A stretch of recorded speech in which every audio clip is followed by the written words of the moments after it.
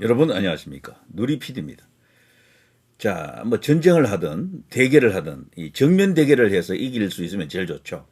정면 대결에서 이기려고 하면은 이쪽의 힘이 저쪽보다 훨씬 강해야 되겠죠. 그럴 경우에는 당연히 이제 정면 돌파를 하는 게 맞고요. 그런데 지금 그게 어렵다 싶으면요, 다른 어떤 작전이 좀 필요하잖아요. 작전으로 이 전력의 열세를 상당 부분 만회할 수도 있는 겁니다. 한 30%, 40%까지도 이 만회가 되거든요.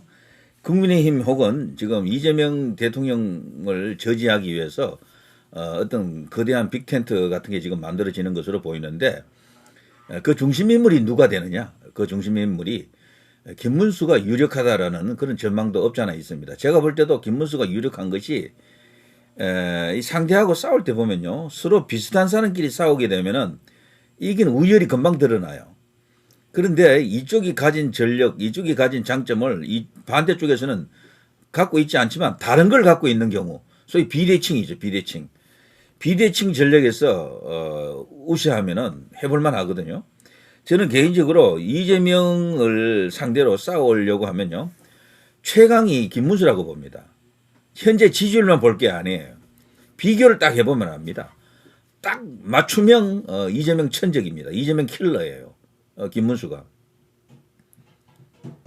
일단요, 이재명이 제일 앞장 세우는 게 그 서사 아닙니까? 인생 스토리.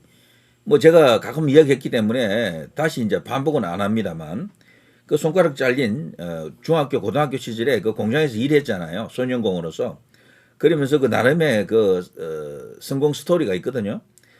그거를 상대할 수 있는 후보 김문수밖에 없습니다. 김문수는 걸어왔던 길 자체가, 이재명의 그 길은 순수한 개인적인 어떤 그런 스토리지만요, 김문수가 걸어갔던 길은 거대한 국가적 그런 어젠다가 그 어깨 위에 올려진 그런 상태였었죠. 고등학교 때부터, 그리고 대학교, 그리고 그 후에 위장 취업을 통해서 그 이제 그 도르코라고 하는 곳에서 또 노조를 이끌면서 노동운동을 또 했잖아요. 그러면서 대학가 운동권의 전설, 고등학교 2학년 때 박정희 대통령 삼성계엄 반대, 무기정학, 뭐 여러 가지 하여튼 전설적인 일화가 많습니다. 대학교 가서도 제적 2번, 그래서 대학 졸업하는데 20몇 년 걸리고 말이죠. 그리고 지금 부인하고 만난 그 과정도 보면 그 당시 이제 이렇게 쫓기다가 이제 불량한 어떤 그런 한국인으로 이렇게 낙인 찍혀가지고 쫓기다가 그때 이제 숨어들은 곳이 이제 지금의 부인 설란영 여사의 이제 집이었다 그러죠. 뭐 그런 등등의 인연이 되면서 결국 이제 부부의 연을 맺었고 말이죠. 결혼할 때도 하객은 거의 없었고, 그 경찰 기동대, 경찰 병력이 잔뜩 와서 그들을 지켜봤다 그러죠. 예, 또 무슨 또 일이 터지는 게 아닌가라는 감시하는 거였다라고 합니다. 하여튼 뭐 그 이야기 자체가 찾아보면 그야말로 전설 같은 일화들이 어마어마하게 많습니다. 그리고 전태일, 우리나라 노동운동의 거대한 상징이잖아요. 전태일 기념사업회 초대 사무국장이고, 전태일 그 가족과 가장 친하게 지냈던 사람이 김문수죠. 그래서 전태일의 모친과 그야말로 가족처럼 지냈고 아들처럼 지냈다라고 합니다. 전태일이 김문수보다도 나이가 2살인가 3살인가 많대요. 근데 실제 전태일이 살아있을 때는 김문수는 한 번도 전태일을 만난 적이 없다라고 하더라고요. 그렇지만 전태일이 이제 그렇게 청계천에서 그렇게 하고 나서 말이죠. 그 후에 엄청난 어떤 울림이 왔겠죠, 김문수에게. 그 피 끓는 청년 김문수가 더더욱 그런 노동운동을 격렬하게 진짜 배교로 그냥 했던 거죠. 그렇게 할 수밖에 없었던 그런 어떤 큰 상징이 된 것도 그 전태일 그 죽음과 연관이 되어 있습니다. 그러고 나서 그 기념사업회를 이끌면서 뭐 김문수는 모르는 사람이 없는 거죠, 그 세계에서는. 그래서 전설이라고 보통 그러죠. 전설, 레전드. 그 위대한 어떤 그런 업적이나 그런 어떤 그 뭐 스타성이 없으면 레전드라는 말을 잘 안 붙이잖아요. 그런데 그쪽 운동권에서는 그 시대의 김문수는 위대했다라고들 다들 이구동성으로 말합니다. 그야말로 레전드였다고. 김문수는 입으로 살아가는 인물이 아니에요. 몸으로, 행동으로 보여주는 그런 전형적인 행동가형입니다. 행동가형. 그래서 고 노회찬 의원 같은 경우도 김문수가 변절해서 저쪽으로 갔다라는 저 좌파들의 비난에 대해서 노회찬이가 그렇게 방어를 해주잖아요. 노회찬은 좌익이지 않습니까? 누가 봐도. 너희들이 김문수를 아느냐?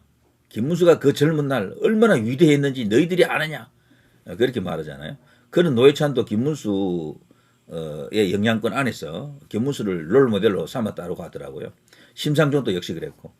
유시민도 한때 김문수와 그런 관계, 주종의 관계처럼 되어 있었다 그러죠. 그러니까 과거 김문수의 그 어떤 서사, 드라마는 어마어마합니다. 이제 그런 김문수가 구소련이 해체되고 붕괴되고 동구권이 이제 무너지고 이제 이런 걸 보면서요, 아, 공산주의라고 하는 것이 사회주의라고 하는 것이 이게 아니구나라는 걸 대각성을 통해서 그걸 느꼈다 그러죠. 유럽을 한번 갔는데 갔더니 대한민국이 보이더라고 하는 거죠. 갔더니 삼성하고 LG 이런 것밖에 안 보인대요. 대우 이런 것들. 아, 내가 걸어왔던 길이 이것은 아니다. 이것 자체도 정의로운 길이라고 볼 수는 있지만 이걸로는 대한민국 혹은 세상을 먹여 살리지 못한다. 만인을 먹여 살리지 못한다라고 그런 어떤 대각성이 왔다라고 합니다. 그 후에 이제 김문수가 사상적 전향을 통해서 지금은 그 누구보다도 우파가 되어 있잖아요. 이런 일련의 이야기들을 이제 어느 정도 이렇게 알게 되면은 와, 김문수 정말 엄청난 분이다라는 걸 알 수 있고요. 그 후에 가장 어렵다는 국민의힘 쪽, 이쪽 이제 보수 정당에서 가장 어렵다라는 부천 소사에서 내리 3번 국회의원 되고 그 후에 경기지사 2번, 그때는 뭐 완전히 그냥 선거할 때마다 무조건 성이었죠. 그랬던 김문수 그 당시 이제 기세로 봐서는 미래 대통령 다들 이야기할 수 있는 그런 시대였습니다. 그리고 이제 이 경기지사를 할 때는 어마어마한 업적을 만들어냈죠. 역대 경기지사 중에 가장 두드러진 원탑이다. 이렇게 다들 평가하는 거죠. 우리가 아는 뭐 경기지사 중에 그 출신들 중에 그 대선 주자급들 많았잖아요. 이인재, 손학규, 남경필, 이재명도 결국 그 경기지사 출신이잖아요. 자, 그 중에 한 명이 또 김문수입니다. 경기지사 중에는 대선 주자급은 많았지만 대통령이 된 사람이 아무도 없는데 이번에 김문수가 만일에 이쪽에 이제 후보가 된다 그러면 이제 드디어 나오네요. 이재명이냐, 김문수냐 이렇게 되면은 경기지사 출신 중에서도 드디어 이제 대통령이 나온다 이렇게 볼 수 있겠죠. 그 김문수의 대통령 자격 조건을 말할 때는요, 차고도 넘칩니다. 솔직히 말해서 차고도 넘친다. 업적이라든가 걸어왔던 길을 보게 되면 행동 김문수를 봐야 됩니다. 말 김문수를 볼 게 아니에요. 그 토론회 할 때 말 몇 마디 갖고 사람을 평가하는 것은 너무도 웃기는 일이야. 그거는 그게 진짜가 아니에요. 김문수의 진짜는 지금까지 걸어왔던 길 그 자체인 겁니다. 그리고 중요한 발언을 벌써 다 해놨잖아요. 박근혜 대통령에 대해서 그분이 뇌물죄면 나도 뇌물죄다. 문재인에 대해서 김일성주의자다. 당장이라도 사형에 처해야 된다. 신영복을 존경하는 그자. 대한민국 헌법이 품을 수 없는 인간이다. 내가 신영복에 대해서는 누구보다 잘 안다. 그런 말을 했었고요. 그리고 일제강점기, 일제 그 치하에 대해서도 국적 없었다. 그때 우리나라는 망했다. 불편한 역사적 진실이지만 그걸 그대로 받아들여야지 다시는 그런 일을 겪지 않는다. 힘을 길러야 된다. 뭐 당연한 이야기 아닙니까? 그리고 건국에 대해서도 상해 임시정부를 어떻게 건국으로 볼 수가 있느냐, 그걸 우리 정부의 기원으로 볼 수가 있느냐, 분명한 입장을 갖고 있습니다. 그러니까 좌파들과 완전히 맞설 수 있는 뚜렷한 사성적 정립 그리고 이념적 어떤 체계가 갖춰진 인물은 김문수밖에 없어요. 사실은 4.3에 대해서도 폭동이다, 공산 폭동이다. 그 과정에서 진압하는 과정에서 양민들이 다수 많이 희생이 됐다. 그것은 안타까운 일이다. 충분히 국가에서 배상을 해야 된다. 이런 정도 아주 완벽한 어떤 이야기들 아닙니까? 그게 거구가 아니에요. 있는 그대로를 보는 진짜라니까. 그것이 김문수처럼 저렇게 할 수 있는 사람이 없습니다. 그게 김문수예요. 그 밖에도 많은 어떤 일화들이 있잖아요.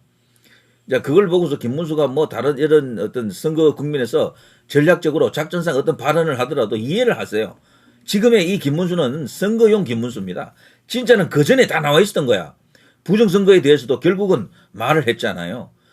사전투표 문제 있다. 국민들이 이렇게 많이 의혹을 가지면은 선거관리위원회에서 그걸 당연히 풀어줘야 될 의무가 있다. 그래서 자기가 대통령이 되면은 뭔가 이걸 규명하려고 하는 듯한 그런 어떤 발언도 했잖아요. 그렇게 말할 수 있는 유력 대선 주자는 없습니다.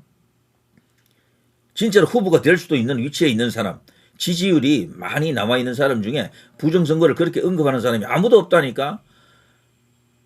원래 이제 그런 주장은요, 이 마이너에 있는 사람, 지지율 1%, 2% 이런 수준에서는 그걸 할 수가 있어요. 몇 프로 지지율도 만들기 위해서라도 그렇게 할 수가 있지만, 김문수처럼 이미 올라선 사람은 그런 말을 안 합니다. 작전상. 그렇게 하면 표가 깎인다는 걸 알기 때문에. 그럼에도 불구하고 결국에는 김문수가 지난 채널 A 누굽니까? 안철수와 토론회 할 때, 그때 이제 사회자가 묻잖아요. 사전투표에 대해서 문제가 있다고 보십니까? 문제 있습니다. 딱 그러잖아요. 그리고 뭐 여러 가지 어떤 자신의 이야기를 하면서 부정선거 의혹이 충분히 이게 이해가 된다. 이거 이대로 놔두면 안 된다. 국민들의 저 의혹을 정말 명쾌하게 풀어줘야 된다. 이런 이야기를 했잖아요. 뭐 더 이상 뭐 바랄 게 뭐가 있습니까? 솔직히 말해서. 이준석 발언 한 번 했다 그래서 김문수 지지 안 해. 이거는 김문수가 아니고 그런 생각을 갖는 사람들은요. 우파가 아니에요. 그러면은. 지나간 김문수를 보라니까 그런 선명하면서도 완벽한 발언을 해준 사람이 누가 있나요?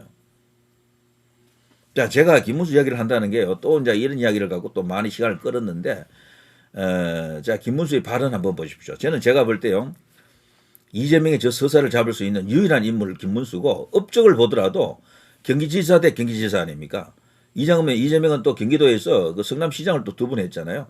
그 업적을 비교해보면 말이 안 돼. 이재명은 백현동, 대장동, 성남FC 하면서 온갖 논란이 된 것. 범죄 혐의만 잔뜩 만들어놨잖아요. 김문수는 그거 10배, 수십 배 큰 규모, 대규모 프로젝트를 펼쳤음에도 단 한 번에 그런 의혹이 없었습니다. 그게 뭡니까? 판교, 광교, 평택, 그리고 파주, 그리고 그 수도권 광역 GTX 이런 것들 아닙니까? 그 가운데 문제가 된 게 단 하나라도 있습니까? 특히 이제 판교 테크노밸리 같은 것은 한국의 실리콘밸리로 불리는 것 아닙니까? 그거를 시작한 것은 노무현 대통령 그리고 손학규 지사 때지만 실질적으로 그걸 완성했던 것은 김문수 지사 때거든요. 엄청난 겁니다. 거기에. 광교도 마찬가지예요. 거기는 바이오 산업, 나노 산업들이 이제 규모는 좀 작지만 판교에 비해서 거기도 테크노밸리거든. 그것도 김문수의 작품이죠. 그리고 파주 LCD 거대 그 어떤 산업단지 있잖아요. 그것 또한 김문수의 작품.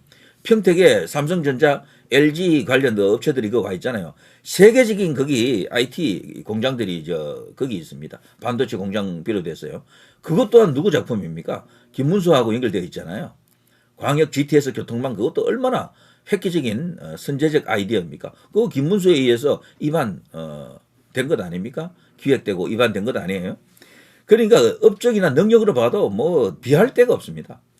그리고 요즘 따스한 어떤 그런 행정이 필요하잖아요. 그래서 경기도 내에 무한 돌봄 사업이라는 걸 또 펼쳤죠. 결손 가정, 그리고 위기 가정들이 많거든. 자, 그런 것을 한시적으로 조금 하고 이렇게 보통 이렇게 그만두는데 끝까지 책임지는 그런 어떤 행정도 펼쳤었고요. 그래서 김문수면은 이재명을 잡을 수 있는 모든 조건이 나옵니다.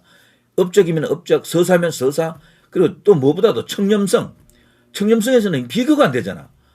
와, 이거는 도덕성, 청렴성, 이거하고 이 이재명하고 딱 비교하면은 극과 극이 서로 만났다. 그래서 제가 앞서 말한 것처럼 비대칭 전략에서 이 김문수가 압도적으로 강한 겁니다. 이재명이 갖고 있지 못한 걸 다 갖고 있는 거예요. 그예요. 단 하나 이제 나이가 조금 더 있다. 그리고 언변이 이제 이 능란한 스타일은 아니죠. 김문수 같은 분은 차라리 연설형이면 잘해요. 연설 잘합니다. 그런데 이 TV 토론 같은 그런 스타일에서는 조금 어색해하는 느낌이 들죠. 그리고 이제 성대가 조금 약해서 그런지 목소리가 좀 약하다. 이런 어떤 약간의 이제 이미지적 약점이 있지만 그런 것은 큰 문제가 아닙니다. 김문수라는 사람을 알게 되면은 충분히 그것이 극복 가능하다라고 볼 수 있겠죠. 자, 김문수 후보의 직접 발언을 통해서 내가 왜 이재명에게 이길 수 있는 카드인가 한번 들어보십시오. 천적입니다. 그야말로. 이재명 잡는 유일한 카드일 수도 있어요. 이재명 형님을 제가 만났거든요. 제가 만난 게 아니고 그분이 도지사는 저한테 계속 비서실에다가 김문수를 만나야 되겠다고 했어요. 서너 번을 거절하다가 하도 보자 그래서 저녁 한 8시 넘어가지고 도지사 공간으로 그분이 찾아오셨는데 결과는 이분이 정신병원에 갔다가 결국은 돌아가셨는데 참 안타깝고 슬픈 일이죠. 성남의 정신병원에 시장이 강제 행정 입원시킨 그 숫자가 다른 옆에 지역에는 없어요. 용인도 없고 다 없는데 어떻게 성남만 이런 사람이 20명이 넘어요. 형수한테 사과도 안 하고 어떻게 대통령이 되면 되겠습니까? 대한민국 국민을 다 정신병원에 보내는 것은 안 된다. 대한민국에 저런 흉악스러운 욕을 하고도 대통령이 된다면 우리가 교육을 어떻게 시켜요? 이재명 형님. 네. 뭐 여러 가지 이야기 중에 한 가지를 제가 이제 보여드렸는데요. 이재명을 공격할 수 있는 요소를 너무도 많이 갖고 있잖아요. 반면에 이재명은 김문수를 공격할 수 있는 게요. 저는 어떤 개인적인 도덕성이 아니고 이념밖에 없을 겁니다. 당신 뭐 일본 관련해서 그런 발언 했잖아. 어쩌고 저쩌고 이런 거. 아니면 탄핵 관련해서 탄핵 반대쪽이죠. 어쩌고 저쩌고 하면서 윤석열 대통령과 엮어서 그냥 공격하고 이런 것들. 계엄에 대해서 어떻게 생각하세요? 이런 것밖에 할 게 없다니까. 그러나 이 김문수 후보는요. 이재명에 대해서 저런 식으로 공격할 수 있는 요소가 무궁무진합니다. 저걸 공격하려고 하면요. 본인이 일단 깨끗해야 돼. 뒤가 이게 구린 게 없어야 돼요. 그거 할 수 있는 사람 김문수가 유일하다고 봅니다. 저는. 한덕수 총리 같은 경우도 아직 검증을 안 당해봤기 때문에 검증해 보면 뭐가 터질지 몰라요. 벌써부터 이야기가 막 나오더구나. 그래서 김문수라고 하는 카드 이것은 실질적으로 이재명이라고 하는 저 상대를 예상한 하늘이 맞춰놓은 미리 안배해 놓은 그 카드다라고는 생각을 계속해서 할 수밖에 없는 거죠. 제가 일관되게 이런 입장을 갖고 있는데 아마 맞을 겁니다. 말을 토론하면서 조금 더 잘하고 못하고 이걸로 사람을 평가하는 것은 말이 안 돼요.